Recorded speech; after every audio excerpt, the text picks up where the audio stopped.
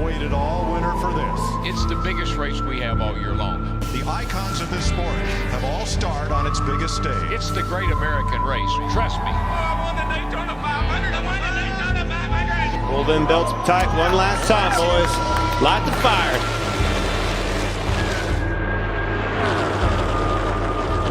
Big push coming now for Harvick. Oh, and around goes a couple cars. Priest upside down. He's barrel rolling through the grass. You got plenty of money. Don't need that to keep racing. Is it worth the risk to keep on going? Sure, to win. Oh, yeah. Welcome to the Bump and Run podcast. I'm your host, Michael D. White, joined by my two best friends, Matt the Statman Reilly and Eric Daytona Ron. Hope you guys had a great weekend. Hope you guys had yourselves a Kyle Larson type of weekend. He was the big winner down in Kansas by, they did the math, 3 inches. So everyone can use another 3 inches, you know what I mean? But make sure you like, share, subscribe, tell all your friends about the podcast. Like we said a couple weeks ago, we're losing money every month, so we got to get those numbers up. Maybe we get some advertisers. Make sure you like, share, and subscribe. Available every Monday night, Spotify, Stitcher, iTunes, Amazon Music, iHeartRadio, and more. And on YouTube, you can see our beautiful faces. Make sure you comment. Ray Scrub, I saw your comment. I didn't get a chance to comment back, but always appreciate your feedback every week. And fellas, how was your weekend? How was Saturday night trucking? How was the Cup Series on Sunday? How was it all? Boys, I almost would have been doing this from a private. I almost would have been doing this episode from a private island. So what? I love the Kentucky Derby, and when I say what I mean by that is, like, I don't know anything about any of the horses until the Saturday of the Kentucky Derby. Yeah. And what I told my wife was, hey, read me the list of the names. That's how I pick. I just go off a name. Yeah. That's how I pick who I'm going to root for. And I usually try to pick like a funny name or a clever name or something. And I have her read it to me so I don't see the odds next to it, because I don't want the odds to persuade Absolutely. She's like, she's reading through and she's like, Mystic Dan. I'm like, that's a hilarious name for a horse. Like, yeah. Mystic Dan's my horse, right? I'm like, what are the odds? And she tells me, and he's a long shot. So I'm like, who cares? Whatever. I'm going to throw some money on him. So I'm going through my betting apps, and horse racing, I guess, is different than like sports betting. You have to have I think FanDuel had it, and other specific horse betting apps have it. DraftKings has it, but it's DraftKings Horse. And so I couldn't figure it out. Downloading it, I couldn't figure it out either. So I was like, screw it, whatever. This horse is a long shot anyway. Well, if you haven't been living under a rock, Mystic Dan won in one of the most epic finishes. Yeah. It was NASCAR, Kyle Larson, and it was Chris by Buescher a nose. It was literally by the nose of a horse. He won, and I would have won some, I probably would have put $20, $50 down. He was a long shot. So when I say private island, I'm being a little facetious, but it would have been a nice little. You could have bought an island on the Susky. Scoville Island in the middle of Susky. I could have paid for my Pocono trip this year with my winnings. Oh man.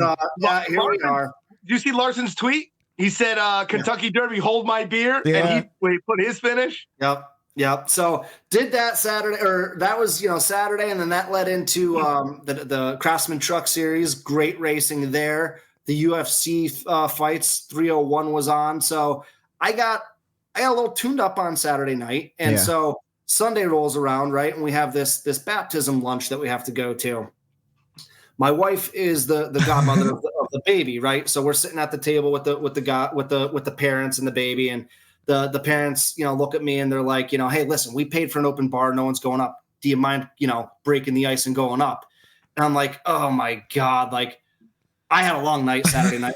The last thing I wanted to do was crack open a cold one, but I'm like, you know what? Maybe it'll be good for me. So I went up and get that hair of the dog. Hair of the dog. Went up, grabbed one, took a few swigs of that, sat back down. That was a mistake. That was a mistake. But shook it off. The rain delay allowed us. Everybody! Did you get everyone going? Open bar! Plug it, smash it on the ground. I'll have another. Take the bottle, spin it around, tornado it down. God, it's a baptism. It's a baptism. Come on, everyone. It's a baptism. We're here to have fun. And you're looking like, I thought you told me to do this. You wanted everyone to know. Yeah. Listen, So listen. the If rain they delay actually saved us. So I got home, found out that we were going to be in a rain delay, and so just took a nap. I'm not a normal nap guy, but I needed a nap, and it saved me. was it a nap, or you just passed out from drinking? You know, That's where I went wrong. I only had a beer. No nap for me. I terribly hungover on Sunday. Probably one of my worst hangovers in a while. Missed Saturday night trucking. I had a dart tournament down at my local VFW. So I started early around 10. Kept the party going all day there, and there was a Eddie Money tribute cover band in Hanover up by us somewhere, and my cousin, listener of the show, said, "Hey, go in there. We'll come pick you back up." So we went there. Pictures. Was it shaken? Right? I have no idea who it was because I think I was definitely blacked out before I even got there. As the money man would want you to be. Yeah. Rest in peace, Eddie Money. Yes. If you've never seen Eddie Money live, he was hammered every time. You know. My Saturday was a blur. Where was shaking at? Somewhere in Hanover at a bar, Oh, Six String Saloon or something, maybe, or Yeah. I think it was Hanover. I don't know. Is that some bar around here? Was it on the Sansui Parkway or Sansui Yeah, I Highway? think it was. I know the bar you're talking about. I don't know what it's called, but you walk in, the bar's right in the center. It's a big oval-sized bar, and then the band's to the right. Yeah, Yep. I don't know what that place is called, but they get a lot of good bands over there. It was a good time. It looked like they just redid it all. From what I remember. So Sunday. Man, did it was almost my Wreckers, the weather delay, because I didn't need it. It just allowed my hangover just keep setting in and setting in and setting in. I'm like, start this race. Because when you get that adrenaline when the race is going good, that distraction. Yeah. It was one of those hangovers where I needed a distraction. I just kept thinking about how bad I felt and this and that. I needed that distraction from the race. So you were pretty quiet in the group chat yesterday too. Well, my phone was dead since my phone died early Saturday, so it wasn't on until Sunday at some point in time. I struggled. I didn't get my fantasy lineup in time. I still had Eric Jones in my fantasy lineup and barely got it through. So it was a rough Sunday for me. But I'll tell you what. The race made up for it. You know what I mean? It made it worth it. If that race sucked and I had to stay up battling a hangover through that, so at least the NASCAR gods made up for it by giving us that race. So it could have been worse. You want to know what? Thank you, Neil. You want to know what? This was the race we needed to remind us that, every now and then you get that really special one. Like Ray Scrubs said, you maybe get 3 a season. Bristol. We're already at 2. Kansas Spring. Kansas. I think, man, that Coke 600, I can't wait for that in a couple weeks. Yeah. Should be a great one. But fellas, let's jump into the NASCAR news. Only a couple stories. Speaking of your boy, Eric Jones, he has been cleared by doctors. He was actually cleared midweek, but they decided to keep him out of the car at Kansas, which I think was a good idea. Let him rest up a little bit. And he returns this weekend at Darlington, one of his best tracks, 2-time winner, Southern 500. We'll see what he could do on Mother's Day in that 43. And then Ricky Stenhouse Jr. signed himself a contract extension at JTG Doherty. Apparently, they're still trying to figure out some sponsorship issues, but he says he's looking forward to sticking around. He has 8,000 sponsors. So they only maybe for one race each, but he's got 8,000 sponsors. So I'm pretty sure those are all Kroger deals where it's like get your Tide at Kroger, get your Frosted Mini Wheats at Kroger. So it looks like a million. Yeah. So, but yeah, I guess they're working through that, but he's excited. He says they're working on getting those cars a little bit faster too. So we'll see what happens with JTG Doherty. I haven't really noticed Ricky Stenhouse Jr. where he's been running this year, if he's been running consistent or not. Quiet. Yeah. Quiet. Not the year that I expected. I thought okay, looking for a new deal, looking for something, maybe, make something happen or be a little, I hate to say it, rein in a little better, rein in a little old school Ricky. Yeah. Get a little aggressive. Wreck somebody every now and then, Ricky. Yeah. Come on. Get Stick those the nose in there. Get those sponsors on TV, right? Yeah. He's 20 points. He only has 1 top 5, 2 top 10s, 2 DNFs, and he's only led 1 lap, which I would assume is probably a plate race. So, I don't know. You want what though? 25th in points, probably where Ricky's usually around this time of year, anyways, like 25th through 20th. I feel like he's high teens this time. Well, he won Daytona. That's why. I think points wise, he was sitting around 22nd to 19th for the most of the year. So, I don't know. That's about where they should be. And then this is exciting. At least I'm excited about. Junior Motorsports added 6 additional Xfinity Series races for Carson Kvapil in 2024, starting this Sunday at this Saturday at Darlington. So a young short track racer. Hear a lot about him on the Cars Tour and whatnot, getting more opportunities in the Xfinity Series. Matt, you're the resident Junior Motorsports fan. You excited about that in the 88 car? Hell yeah, man. He's young. He's talented. And, I mean, we saw what he did in his one start already. So, that's one of the things that Junior does is he finds these talents and he brings them up into his own. You can go back, look at the Cup guys that have been through Junior Motorsports that are winning championships or close to it at all times. So he's got an eye for that stuff. So keep an eye on this Carson Kvapil kid because he's the real deal. Yeah, I was listening to the Dale Jr. download last week. He was really talking him up too. Right now he's got 2 top 5s and 2 starts. So and I think he was really close to winning a race. It wasn't Talladega. It was what race was that? I forget. He was running good though. Yeah. So I'm excited to see what he does at the rest of his starts. And then, like you boys said, we were trucking on Saturday night. I watched the end. You wanna know what? I got a little trucked up myself though. It was game night. We play some games with some of Bree's coworkers and whatnot. And I was drinking pretty heavy. You guys ever see that movie? It's newer. Game Night with Jason Bateman. Fantastic movie. Things go sideways. Yeah. Oh, it's absolutely hysterical. I can see that happening to Whitey. Oh yeah, Things just go sideways. A game night turns into a real life game night, and like people are getting kidnapped. And yeah, I don't remember the whole entire plot for that. I just remember seeing it a couple years ago. We watched it at Luke's house. Eric, I think you were there. If not, I was there. I can't tell you anything about it. I can't tell you. It's a solid comedy for today's day and age. All I remember is seeing after ending, I go, man, that's probably the best comedy I've seen in a couple years. And so if you never saw Date Night with Jason Bateman, and I forget who played his wife in that. Rachel McAdams. Yeah. We just watched it a couple weeks ago. Again. Yeah. It's such a, and then his brother is Kyle Chandler, I think is his name, from Friday Night Lights. And then there's the guy from Breaking Bad who I forget his name too. He's a solid actor.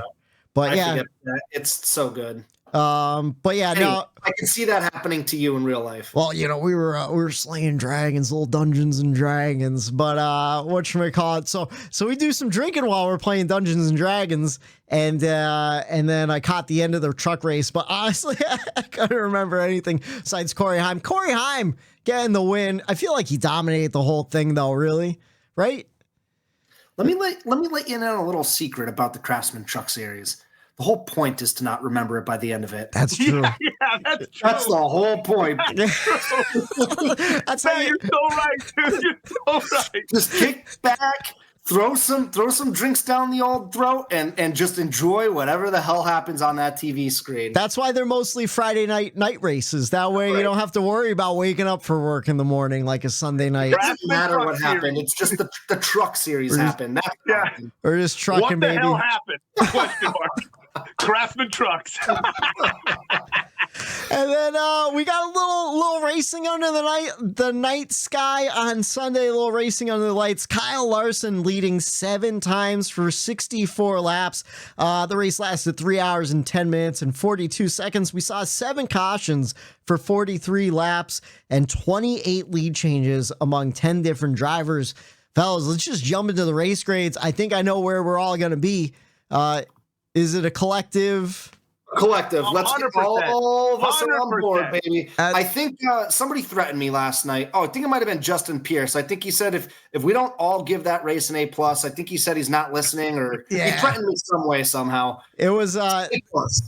11 out of 10, A+ all around. It was an A race, in my opinion, even before that finish. I think it would have been an A if we saw that fuel mileage strategy deal go down in the third stage too. But what did you guys think about everything going on?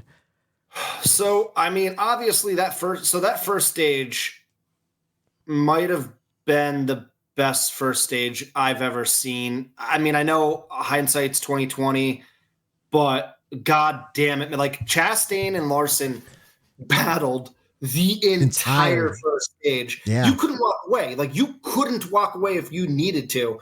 It was unbelievable. Second stage settled down, and then that third stage was a roller coaster because we had caution after caution. It was like, God, don't suck the life out of this. Like, we've got such a good thing going. And then once they got going, like, it got great again. And then, the strategies started playing out. And it's like, please, like, let me see this thing through to the end. Let me just please see this, because they're all saving. Here's Denny being amazing at what he does, saving fuel. Oh, Larson's dropping back. Buescher's dropping back. Wait a second. Martin Truex Jr. might have enough to get up there and make the pass for the win. Here he comes. He's flying out of nowhere. Like, he's making up record timing. And then caution. And it's like, you just killed the end of this race. We were so mad in chat too. We're like, oh my God. No. Just killed the end of this race. And then that happened. And it was unbelievable. It was the race we as a NASCAR community needed. Absolutely. To push us into the summertime. Absolutely. Like this was, I mean, this might have been the greatest race I've ever seen in terms of just honestly, dude, in terms of the whole package. Yeah. The greatest race I've seen in the next gen car. Cause like 5 wide, Chris Buescher splitting through them. Like, that was amazing. That move was unbelievable. Like, insane. The restarts at Kansas might be the best restarts we have on the circuit. Yeah. And they were incredible because, once again, these cars were a handful on those restarts, and you're 5 wide, you're pushing, someone's got to give. Yeah.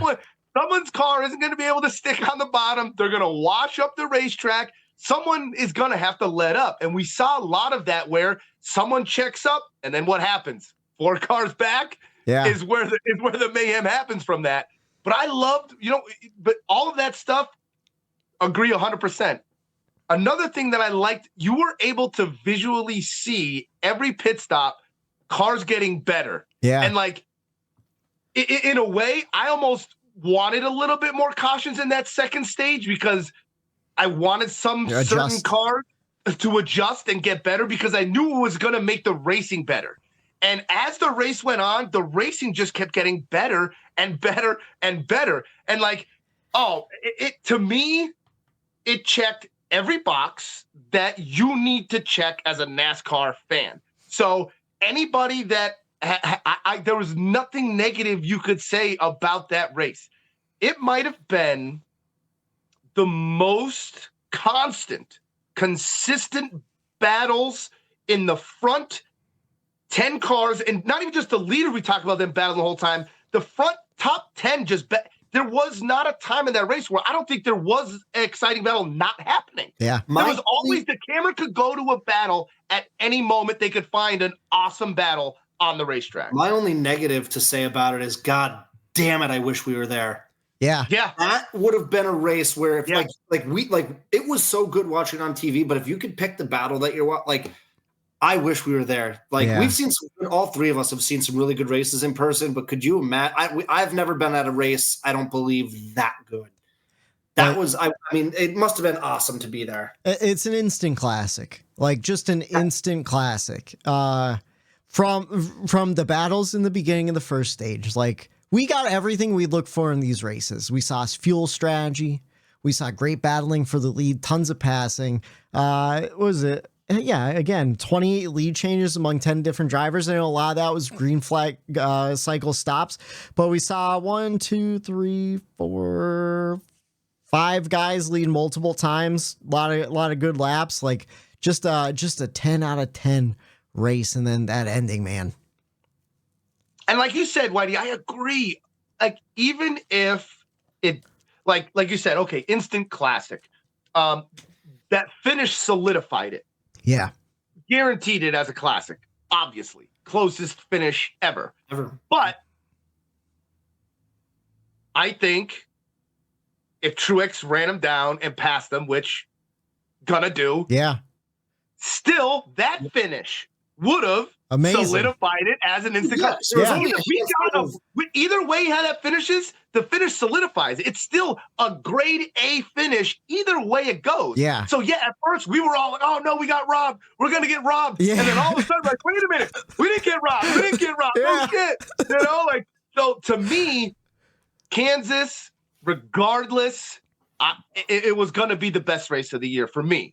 And we needed that so badly. And I mean, look at going back before that race. I gotta put it. Oh, it is in there. Before that, I mean, I gave Dover a B. I was probably stretching that grade because I have a bias, a positive bias towards Dover. But before that, C minus, C, A, B minus. Richmond gave an A minus, C minus. Like, and then Bristol was the A plus. So like we're going on what 2.5 months since the last A plus race. We needed it. We really needed it. And guys, I told you this. I texted you guys this earlier. We've got Darlington coming up, where the last handful of grades, well, all my race grades, I went back and looked for the next gen car at Darlington, A plus, B plus, A minus, A minus. So we've got another good track for this car coming up. We've got the All-Star break, and then we've got Charlotte, and Charlotte was fantastic the last 2 years, the Coke 600. So we've got an opportunity here to get some of that momentum back that we lost over the past 2 months. Yeah. Now, boys, did you feel this? Because I felt this at the end. So during normal races, excuse me, by the third stage, especially with this next-gen car, you know the top 2-3 cars that are capable of winning the race. Yeah. Even at Kansas, okay, that first stage, you were like, all right, Chastain's battling up front, Larson, Denny. You're like, okay, these guys are probably, knowing how the races normally go, these are going to be the guys to watch going forward. Stage 2 comes around. A little bit of shuffling. New guys into the picture. Some comers and goers are happening. Oh, shit, okay. Now enter the third stage. Now Chastain, he's not up there anymore. Now you have this battle up front. Buescher makes his way back in. Then Keselowski comes in. Bell made his way back. And it's like, by the end of that race, I almost didn't know who was going to win. And Chase like with was all up the there. cautions and the mayhem that happened and the way the restarts went, it was one of the races where like it was almost up in the air for anybody to win that race because you didn't know how aggressive one was going to be. If someone was going to door somebody into the wall, because when you go 4 or 5 wide, when I saw Larson go to the bottom and fan out to make it 3 wide and say, screw this, I'm going for it. Yeah. In that moment, I'm like, I still don't know who's going to win this race right now because what if Denny gets mad at Larson jumped him down on the inside and he pushes him down even farther? Or if he goes, like, I love the fact that you almost didn't know who was going to win that race. When recently in races, you kind of run away with it at the end. Win. Yeah. And that made it exciting for me again. Like, I remember the first year in the next-gen car, you were like, who's going to win? Yeah. And that added a little bit each week because you didn't know. And now as the next-gen car goes on, there's some front runners again, people that are dominating this car. So it was fresh at the end there with, as much as the cautions kind of sucked, it allowed me to have that wonder of, hey, it's up in the air. Anybody could come back in here and win this race. You know, it was super smile on my face too. Sorry, Whitey. I'm sorry. Okay. Just real quick, it was Kyle Busch, man. Average running position of 5th yesterday. I think he was running really finished, well. 11th or 8th? He finished 8th. But still, like, he had a great day. I want to see that dude win a race this year. I need 20 straight years. I want to see that. Yeah, I want to see that too. I was going to say what it was interesting too. On that last caution, we had a lot of guys gamble with 2 tires, right? Mm-hmm. Like we had a lot of people that weren't in the top 10 all of a sudden jump to the top 10. And it's like like guys like John Hunter Nemechek, where it's like, all right, what's going to happen with these guys in the mix now? You know, are they going to screw things up for someone? Are they going to run away with it? You know? And then I thought it was funny, like, Matt, you were freaking out about Martin Truex Jr. taking 4 tires. And it's like, well, now you went from 2nd or 3rd to 10th place on the restart. It's like, oh, you fucked yourself. But then he didn't. It was even worse. It might have been like 13th, 14th. He might have even restarted. It was 10th. It was 10th. Was it 10th? Yeah. So then it's like, oh man. And then all of a sudden he was coming out of nowhere, where I think if that race lasted another lap, you know, he could have and chase. We might have gotten another Atlanta where it was 4 wide for the win again if we had one more lap. Yeah. So I mean, or they would have all wrecked themselves out. I mean, who knows? Well, even then, we're watching Buescher and Larson dooring each other to come into the line. Like they could have wrecked at any minute. Like it was a complete unknown. Like that race was what we usually expect out of Talladega the week before or 2 weeks before, where it's like edge of your seat the whole entire time. Now we're getting it at Kansas. I'm here for it. The track's older. It's I think the pavement's like 20 years old at this point. Bring back Chicagoland. God, man, I would love it. I would love Chicagoland. It was fantastic even before the next gen car. It was. I loved the fact that Larson said it. He said it. He needed to say that. Yeah.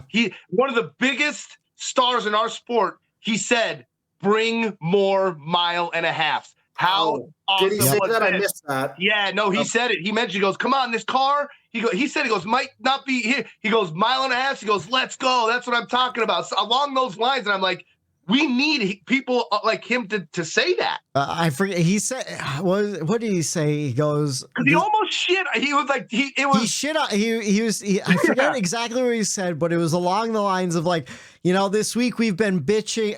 This week we bitched about the package a lot.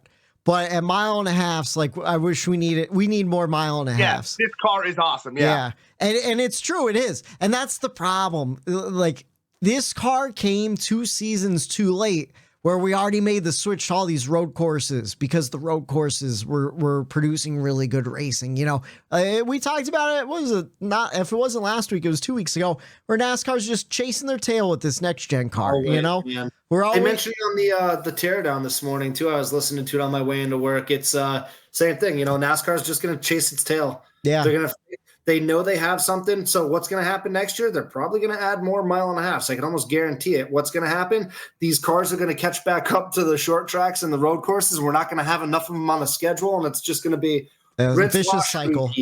And that's the most disappointing thing, because when they first started talking about this car, it was supposed to really create great short track and road course racing. Like that's what they talked about. They said. They just, they missed it. Yeah. I think the only reason that was talked about, now that I look back and you could kind of maybe put 2 and 2 together, for me, I think the reason that was supposed to happen was just for the pure fact that these cars are tougher and can handle beating and banging better. And where do you beat and bang the most? Road courses and short track. Yeah. So I think they just expected the car to be more durable, you know, and like it's doing its job. Yeah. But at the same time, short track racing, road course racing, those little tire rubs, those fenders getting dented in, your bumper getting hit, that is what created the good racing at those venues. So I think they thought being more rigid and rugged and being able to withstand beating and banging for a lot longer was going to help.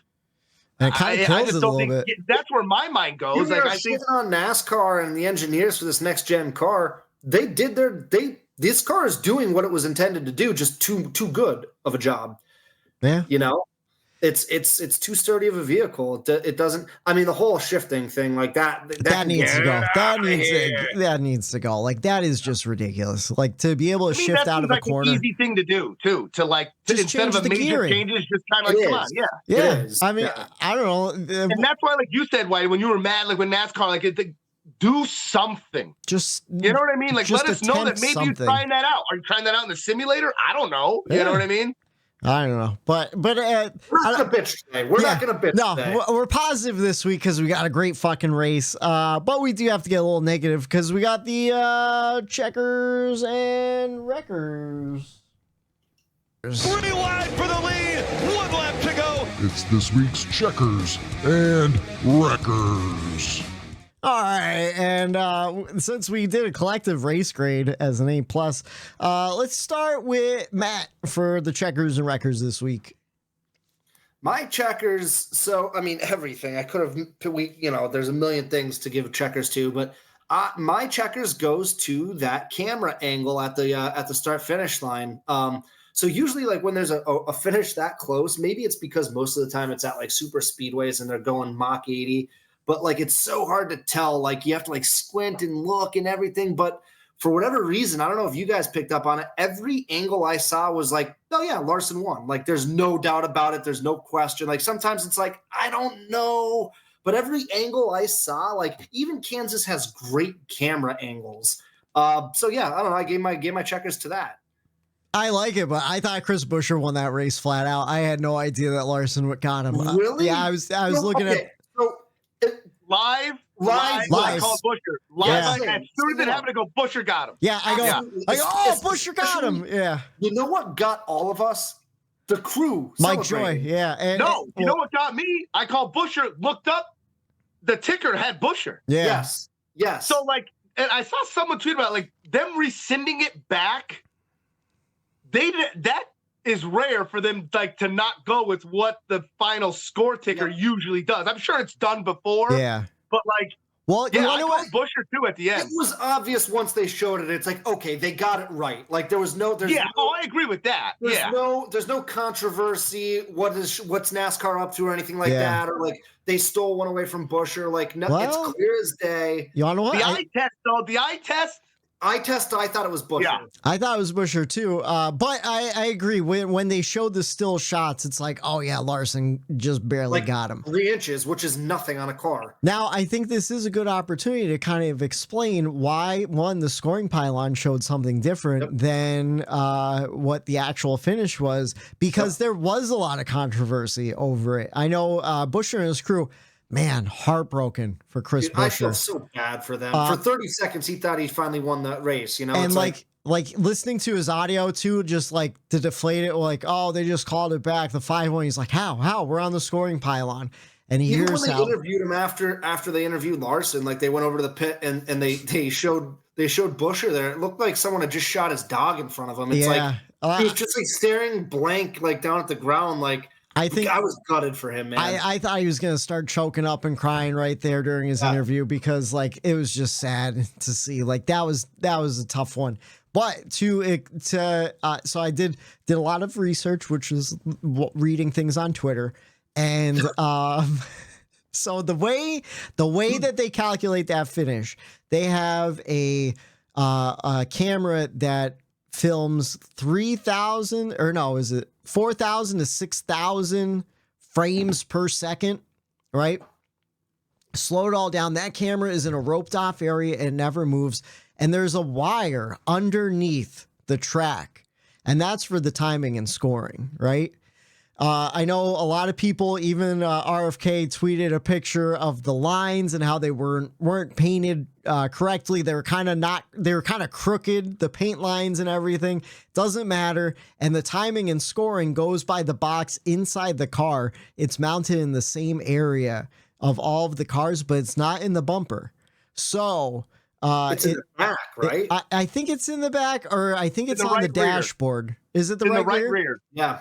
Okay, so timing and scoring, yes, Chris Buescher crossed the line first, but the picture of the line that was taken with that high frame per second camera, that's what they go by.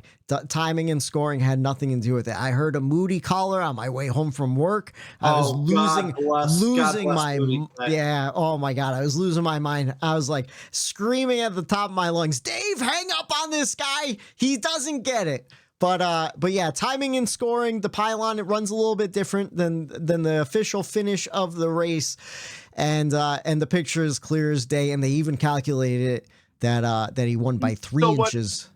What Bob Pockers posted too was an explanation of the fact that you're saying that line that camera is on, when the front of the car hits that, it's measured. There's an already predetermined measured distance, because they know from the tip of the car, there's a red line and a black line.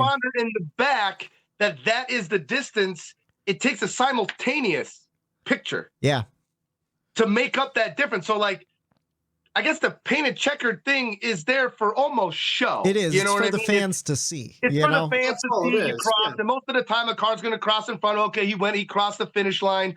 But the finish line is actually a very, very, very minuscule part of the racetrack. It's a that nobody sees at every racetrack. It's a wire. It's literally a sign. wire, you know, Yeah. and that's the difference, you know. So I know and the problem is there's a lot of conspiracy theories. You get Hendrick involved in cheating and all that stuff. So I saw a lot of that on Twitter too. RFK put out a black and white picture here that I'm going to show if you're watching on YouTube of Buescher, which is long after the race because he's in his street clothes and. Just still beside. Looks like he just received the worst news of his life. Like that sucks, man. Like that sucks. Now, that's got to be like obviously coming in second sucks when it's close, let alone that close. Like that's just devastating. Roush was part of the two closest finishes in NASCAR history with Kurt Busch at Darlington against Ricky Rudd, and both times they lost. Think about that. Wow. Craven. Ricky Craven. That was. What did I say?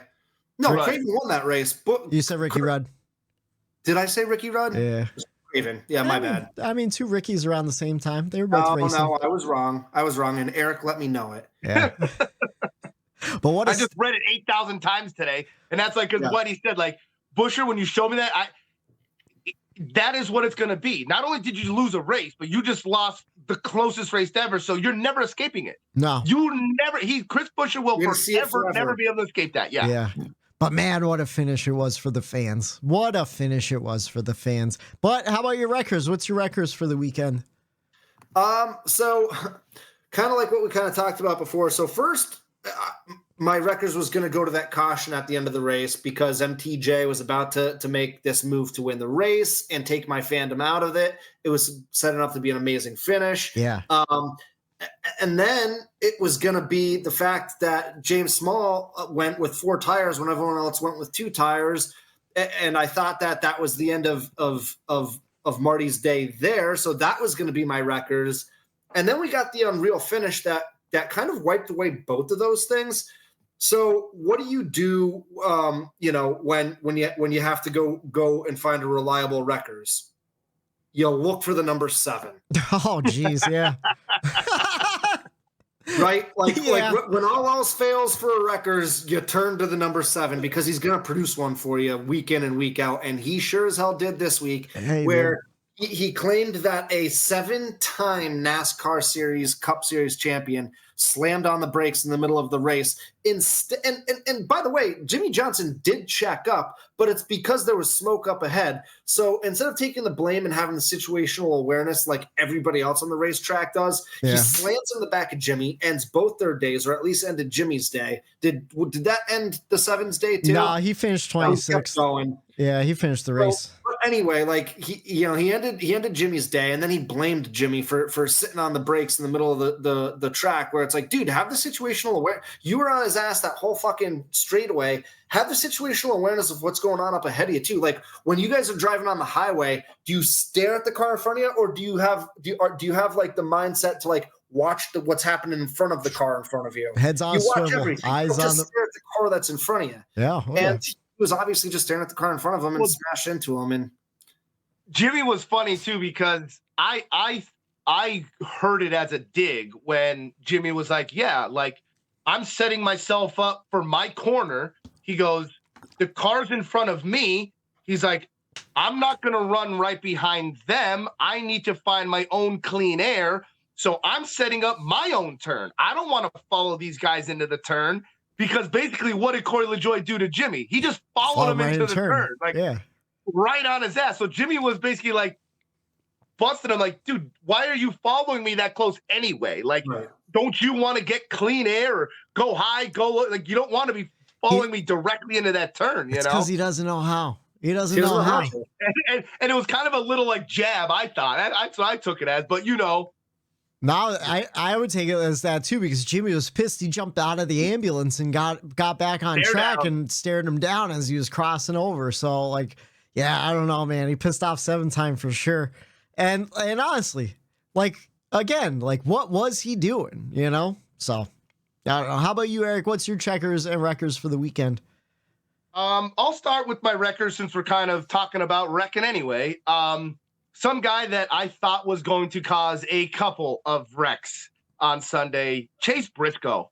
You know, we want people to be aggressive. You know, we talk about Ricky, maybe need to start doing that a little bit, but I just think Briscoe races not aggressive, just dumb, just stupid sometimes. Like his decision making is almost Corey LaJoie-esque in certain situations where it's like, dude, not only are you racing really dumb right now against the leaders really, really hard, but like you're creating enemies. You're creating this reputation of being a driver that is gonna race somebody hard no matter what, and for really no reason. And I don't know, I found myself a couple times during that race being like, oh my God, like, what are you doing? Like, why are you racing as hard as you are right now? And I mean, I'm going out on a limb here because it was hard to find a wreckers for this week.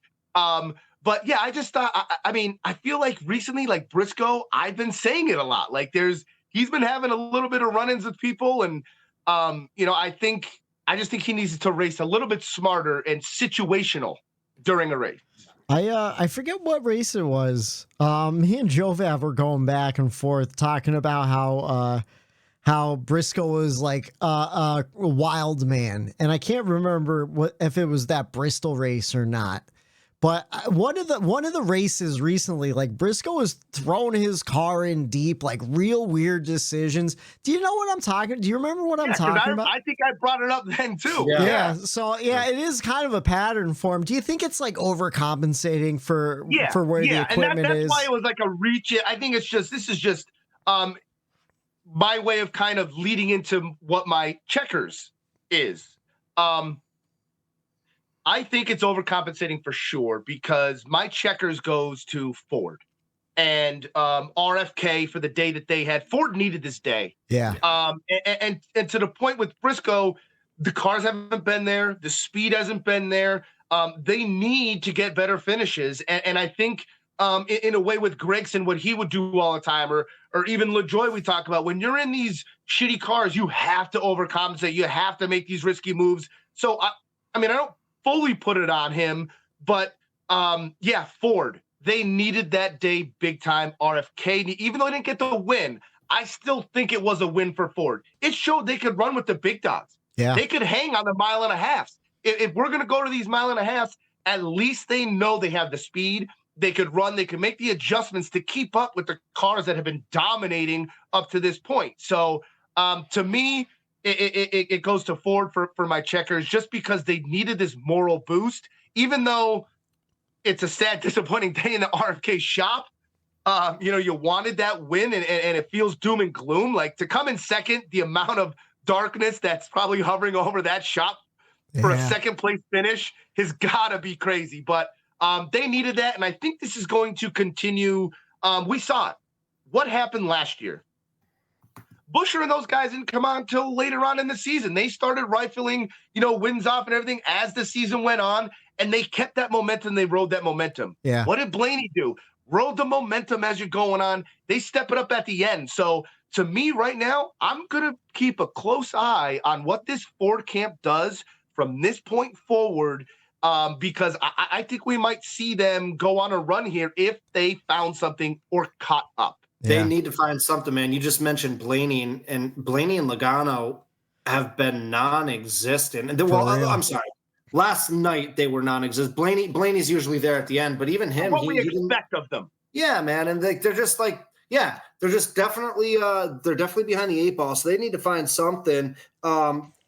Is it just me or is it you guys too? Like I, at this point, completely forget that Penske has a third car.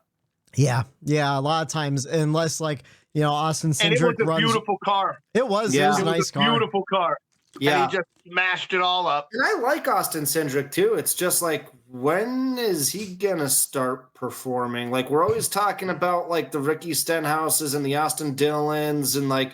I think he'd be one on the chopping block pretty soon. I know he's Tim Cindric's kid at Penske, but his dad's high up at Penske. He's not going anywhere. Just like Austin Dillon's not going anywhere at but you know, Cole Custer's dad is high up in Stewart-Haas Racing too, RCR, and they RCR. It took me.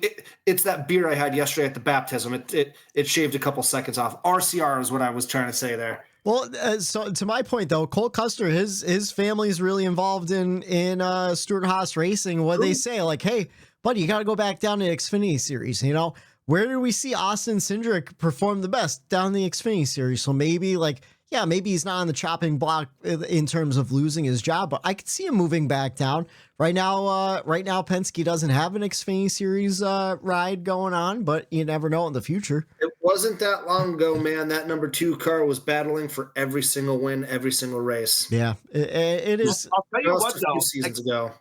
As much thinking about when you said like chopping block and Cindric and talking about Briscoe, is he overcompensating? Because Ford has not been performing well. I don't care about the 2 championships because playoffs, anything like you look at the performance, overall, not there.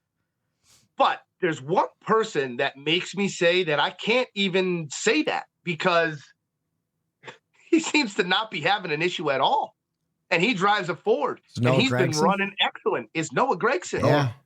So okay, you could say that Cindric. It's Ford's problem. The Ford isn't there all the way. The Priuses of the worlds, the Briscoes of the worlds. What excuse could you say for Noah Gragson? The dude runs top 10 the last couple of weeks in a row here. Like he is. I mean, what excuse at that point? Like I look at Noah and it's like, all right, what could you blame it on Ford? But I don't know. Anything, Noah's having a great year in a Ford. And if anything, he should be behind the 8 ball for missing half of the season last year. You know, switching manufacturers in the offseason. And I'm sorry. No, and you're right. He's been probably the most consistent of all the Fords in the last few weeks. He finished 9th here. You know, ran top 10 all day. And Buescher, up to this point, I think his last 5 races, he finished 15th or worse. Yeah. So even over these last 4 races, Gragson has been one of the best Fords coming out of Stewart-Haas. And his performance last year, it looked like he was ready to take a bridge every week. Right, and everyone's like, oh, is he cut out for the Cup Series? So to me, this just goes to show, like, every situation is different, you know? So, like, to me, I kind of look at it differently. Like, I don't think Austin Cindric doesn't have it. You know what I mean? I don't think Briscoe or Priest doesn't have it. Yeah. Sometimes, just like in different sports, situational. Could be this crew chief, this guy. Sometimes you need a move, get out of a situation, and now get a refreshing. So, yeah, I don't know. Noah kind of busts that bubble of the whole Ford not running well because he's just putting it to him. Noah's up to 19th now in the standings. Austin Cindric, that 2 car sitting in 20th is such a weird thing to see. Both of them have only 1 top 5, but Noah Gragson has 5 top 10s compared to Austin Cindric's 1. 2 DNFs for Austin Cindric compared to Noah Gregson's 1. The laps led, Austin Cindric has led 67 laps and won 2 stages, but I'm going to go ahead and assume that was Talladega and or Daytona or Atlanta. I'm pretty sure Noah had a penalty, a stiff penalty that dropped him in points, though, right? Well, like we said last week, Stewart-Haas cars are always getting penalized. Yeah. You drive a Stewart-Haas car, you're almost guaranteed a 100-point deduction at some point. At some point, yeah. Yeah. They got a penalty after Atlanta. Let's see, how many points was it?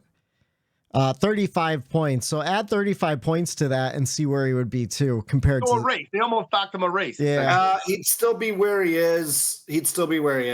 Okay. The gap between him and Suarez and 18th isn't 35 points. It's more than that. I do think it is interesting though. Like Ford as a whole though, like we had high expectations with this new car, and so far across the board, Ford hasn't won a race yet. You know, that's concerning as a manufacturer in and of itself.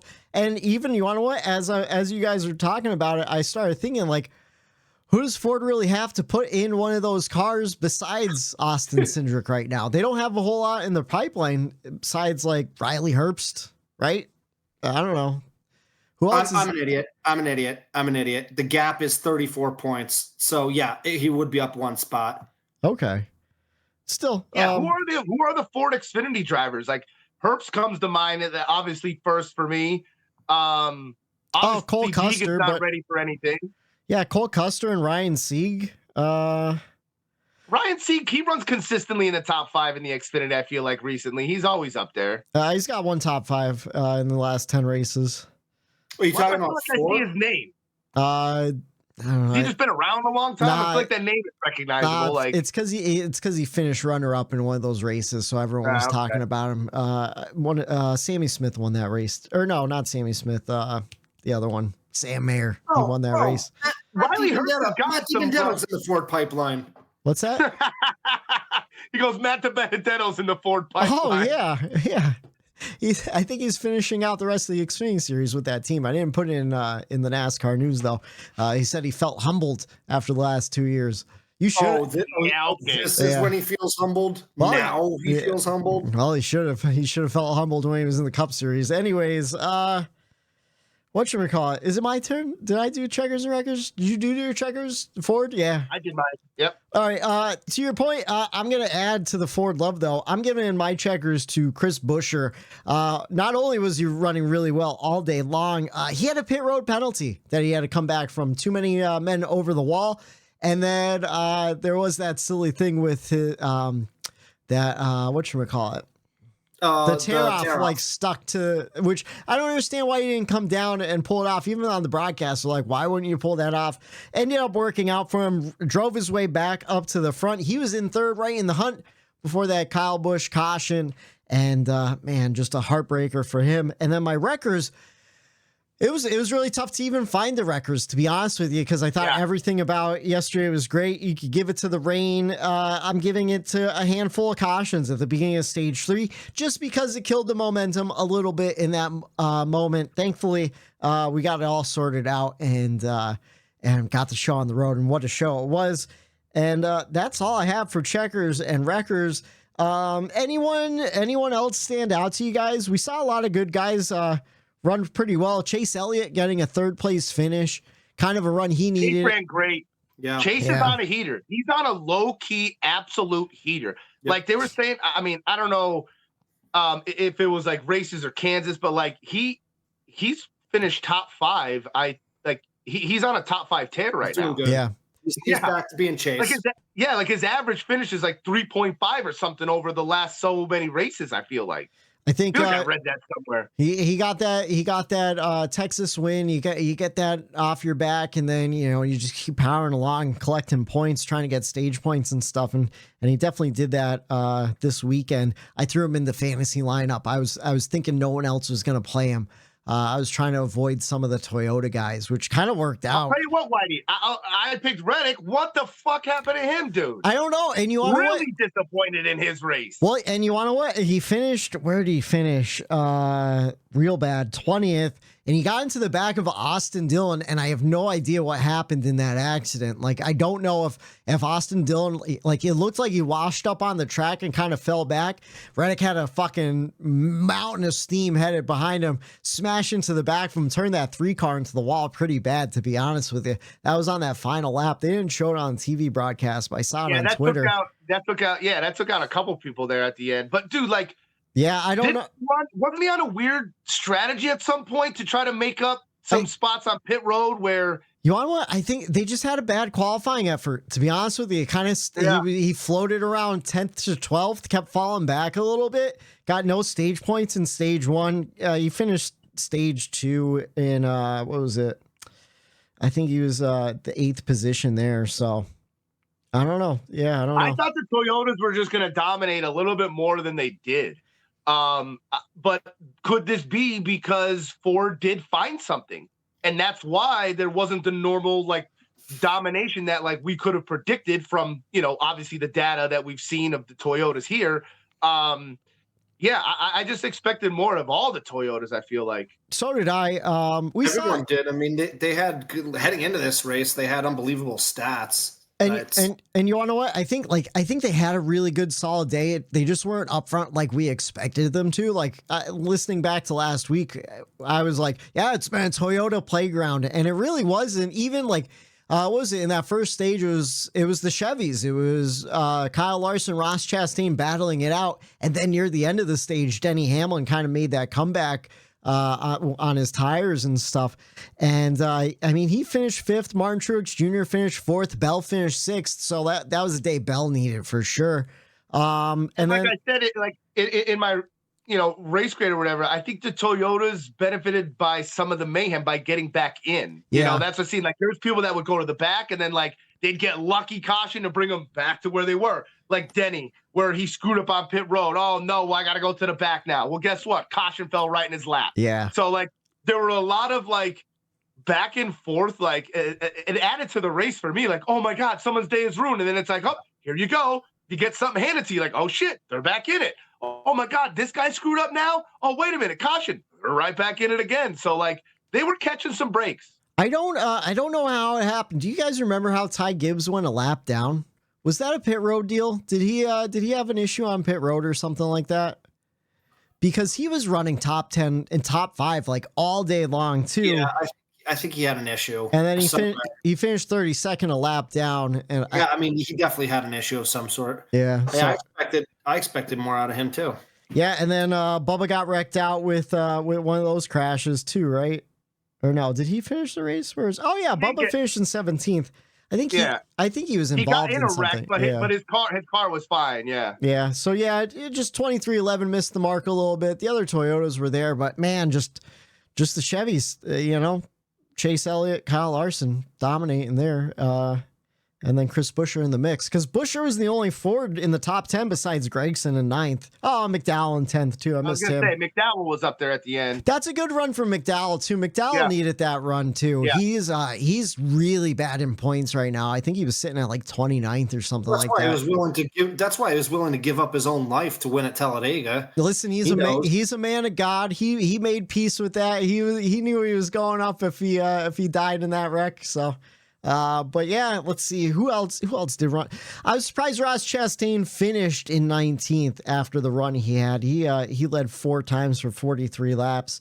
I think that was due to a lot of those guys on 2 tires mixing it up, because in between you have Todd Gilliland, John Hunter Nemechek, Josh Berry. No offense, Matt, but he wasn't running very well all day long. No offense taken. He was trash yesterday. Yeah, Justin Haley finished 18th. So a lot of those guys on 2 tires of that last pit stop kind of shuffled things around too. I think that's maybe what happened with Tyler Reddick too. I think he took 4 tires at the end also. So anyone else you guys want to talk about? Anyone? I do. I just want to shout out Corey Heim. Oh yeah. He, for filling in, first time, finishing the races, running in the top 10. He had a car, but he had a penalty. If he didn't have a penalty, he would have been up top 10 again running. Yeah. And that car came in 3rd there, battled on the front row restart when Reddick went awesome. One of the best passes for a win I've ever seen. Went 3 wide around him at the end. So that car had something. The data from that racetrack coming in 3rd there, he filled in really, really well. And I got to shout out EJ too in that whole situation. Never easy watching someone fill in. Yeah. And he stayed there. He was on top of the box. He was helping Spot. He had a headset on. He was right in there with the team. And that is why I like him as my driver. He's a team player. He's not just going to sit and sulk around and be like, oh, I'm not going to go. There's some guys in. No, he's all about it. So I did like to see that. And I thought Corey did a great job filling in. I agree. I thought Corey did a really good job the last 2 weeks with the circumstances, just making laps. New car. Yeah. Making laps. No, like, you look at how the stars of our sport can't even drive this car around, and you get thrown into this situation. All you ask of that driver is to finish the race. Yeah. And he's exceeded that in the 2 that he's filled in. And I don't know about you guys, but I always really liked him in the Truck Series and the ARCA Series a couple of years ago. I believe he was part of that ARCA race we always talk about. He was I think he save of all time. He didn't make the save, but I think he won that race, right? Is that what happened? Yeah. So big shout out to Corey Heim filling in the shoes pretty well. Finished 22nd. So still super young. How old is he? Oh, like way young. He's like 21 or something like that. Yeah. Here, he's going to be one of those guys that we're talking about for years and years to come. He's in that Toyota pipeline, and he's been there, and he's been the front runner as of late. Like there was a big jump of those guys that went up. Now Corey Heim coming from the trucks that's why he did what he did on Saturday night, trucking. That's that's his wheelhouse, He was born. You're gonna have 2 Toyotas become available within the next, one probably within the next 1 or 2 years, and then Denny is gonna hang it up probably in the next 4 or 5. So you're gonna have 2 premier Toyota cars come available soon. And he was born in 2002. He's 21 years old. Make you feel old, boys. How about this? Denny Hamlin openly admitted and said it after he called Dover. I forget who the interviewer was, but he's like, "You called your shot at Dover." Oh, I saw it. Oh, yeah. It was Clint and Harvick during the rain delay. And he's like, "Are you going to do it? Are you going to call it right now?" And he said, "I'm going to win the championship this year." Did he? He said it himself? And he said it himself. And I guess he's never really said that before. He's always been, "I'm not going to do it." And obviously the year he's having, go ahead and say it. Yeah. But do you think that it's going to go downhill from now? Or do you think this is going to have any kind of ramifications, just bulletin board material for anybody else? Yeah. I think Denny's one of those athletes that speaks shit into existence. I think he's just certain athletes in different sports. You have the it factor, and Denny obviously has had the it factor his whole life. I believe I picked him at the beginning of the season to win the championship. So I would like to agree with Denny. I think, if it's not going to be one of my guys, I think I would listen. It would be a hell of a story for that dude's NASCAR career if he can finally do it. I think that's what ends him. I think he'll retire once he wins. Yeah, he's like, I've made focus on his team. Yeah, the biggest consecutive ongoing story that NASCAR's had over the past 5 or 6 years is Denny going to do this or what? He's a surefire Hall of Famer, but is he going to get a championship or not? It's just Kyle Busch winning the 500. Yeah. Those are the 2 stories. The craziest thing too is I feel like Denny Hamlin keeps getting better with age too, which usually it's the opposite, But he's in that good window though, where everyone does. Harvick did it in this time. There's people that catch this window of just you're in. It's almost pure bliss behind the wheel. And it also has to do with. It's experience, the passing of the torches. Yeah, right. So a couple of people ahead of Harvick retired. Okay, so now Harvick is the main guy. Steals those wins. We talked about this. Yeah. So now Harvick and all these guys, they retire. So now Denny's part of that veteran crew that's gonna they're the front runners now. And so that's why it seems there is that window where even though you're getting in your 40s, where you think you should be slowing down, where you just catch a good wave, but it's the circumstances around the whole thing. Well, it's like Aaron Rodgers winning the Super Bowl this upcoming year. Same situation. Shouldn't have done it, Matt. Yeah, that was no. Just like Denny, I'm calling the shot, baby. Yeah, I'm calling the shot. I think I remember the last time you called an Aaron Rodgers shot. He ran out on field and snapped his Why would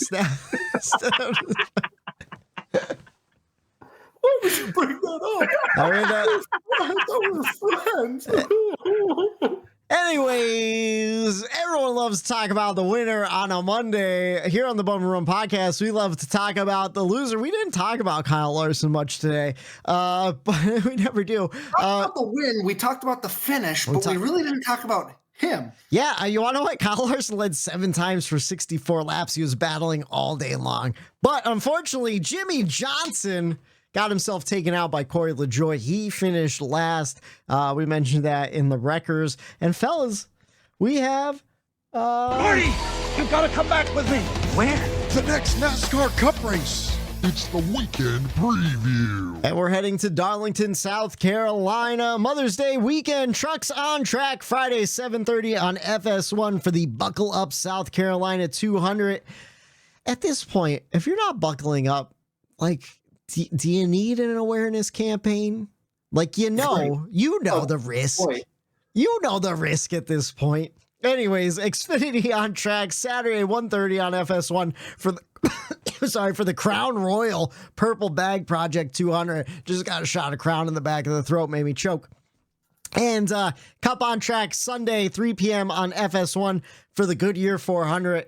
And I hope those Goodyears are wearing down. We see some slipping and sliding. I think we will. I think it's going to be a great race this Sunday after what we saw on Kansas. But fellas, to go over our picks from last week, I picked Ty Gibbs. He got me 15 points, which was more points than I thought he was going to get me.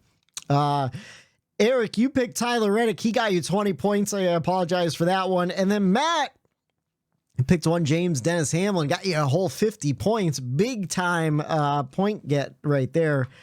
Eric, me and you, we're battling it out for second here. So you're in range. Yeah, and we're doing bad though. We're doing bad. Yeah, but you know what? We're still only like 150 points away from Matt. Guys, that could be erased in the playoffs easy. Do you have any recollection of what happened last year? Yeah. I was the regular season champ. I had a 100+ point lead and I blew it in the playoffs. Don't worry. Matt, you should have came out of the closet last season. I know. Maybe it would have been different. Yeah. Martin Truex Jr. would have went on that playoff run. Somebody who missed the last couple episodes is probably like, I knew he was gay. Yeah. Oh, yeah. I knew that wife.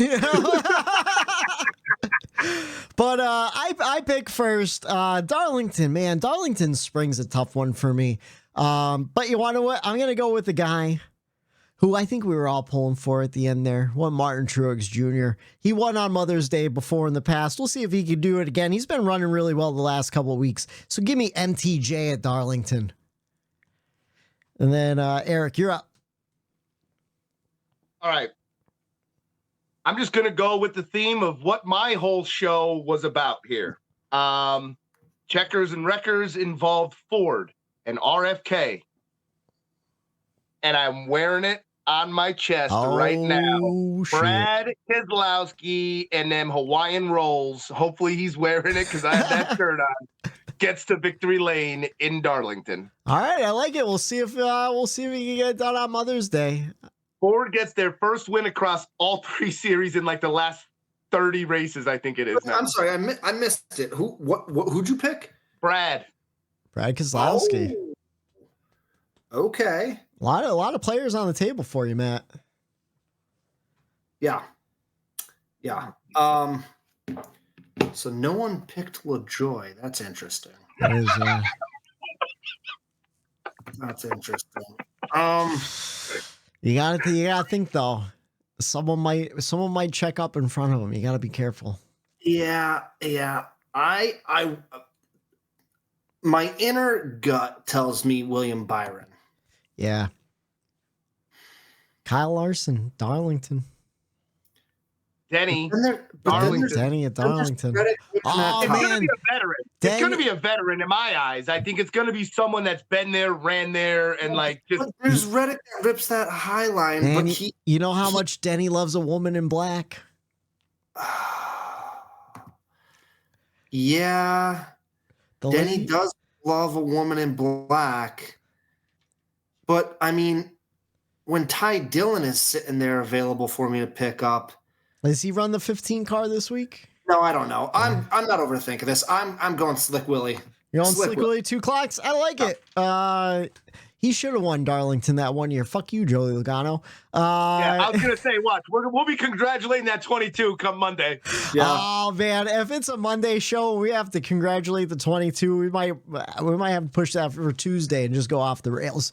Let's see. We are 12 races into the 2024 season. We have 7 different winners. William Byron, Daniel Suarez, Kyle Larson, Christopher Bell, Denny Hamlin, Chase Elliott, and Tyler Reddick. Can Martin Truex Jr.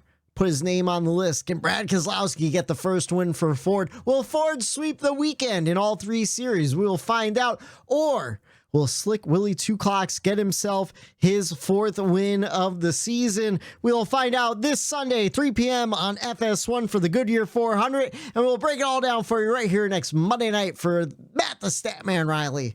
For Eric Daytona Ron, I'm Michael D. White saying have a good night. There it is.